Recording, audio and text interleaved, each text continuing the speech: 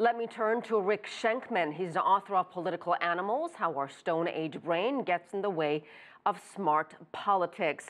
Rick, welcome to the program. Is President Donald Trump practicing what he's preaching here? I mean, his goal of Buy American, Hire American sounds great, but the president's own company has not always done that.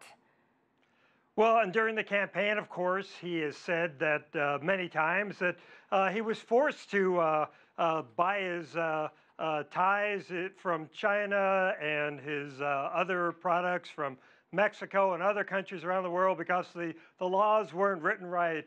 And so now he's trying to change things. So he is trying to fulfill a campaign promise. I think if you look at it politically, what he's really trying to do is get some kind of a victory that he can go to his base with and say, here, I'm doing something for you, something that I promised, because he hasn't had a lot of victories. In fact, he's only had one victory so far, and that was making an appointment to the Supreme Court.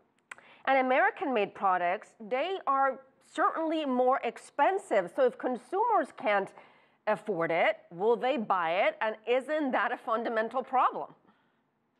Well, what he's doing right now is just putting into effect a regulation, but there's no details, and the devil's in the details here. So what he's done is he's told the Homeland Security Department, the Justice Department, the Labor Department to go study this for a few months, maybe a year, and then come back and give me some recommendations. So I don't think there's anything that we need to be worrying about immediately. And if in fact this was any other president, I think Americans generally would be welcoming this. The problem is the context. When you hear Donald Trump say, buy American, hire American, it sounds like he's communicating a message to the rest of the world, which is, get out, stay out, we don't want you. That's a bad message. I live in Seattle here, and this is really personal for me.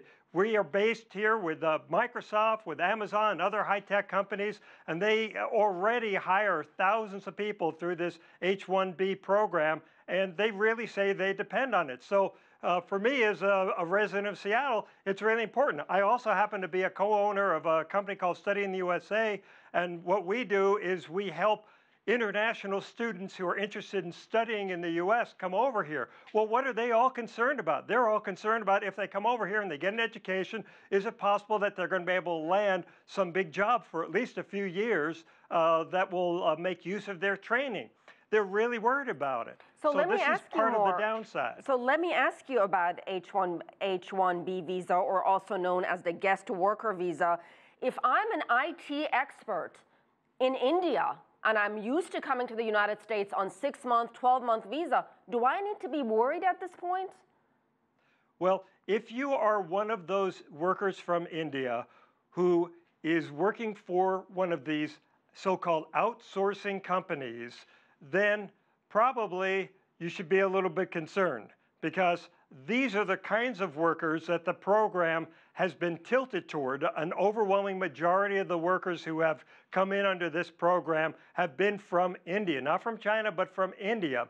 And these workers are not typically those with advanced degrees. So Americans could be doing the jobs that these workers from India are doing.